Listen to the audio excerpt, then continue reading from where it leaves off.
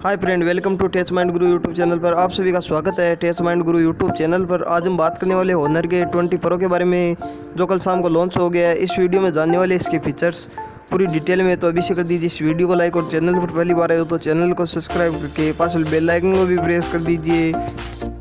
Camera की बात करें तो 48 megapixel plus 13 megapixel 3 rear camera है, बैक कैमरा और डबल फ्लैश के साथ लॉन्च किया गया इस मोबाइल को। बैटरी की बात करें तो 5500 mAh की काफ़ी पावरफुल बैटरी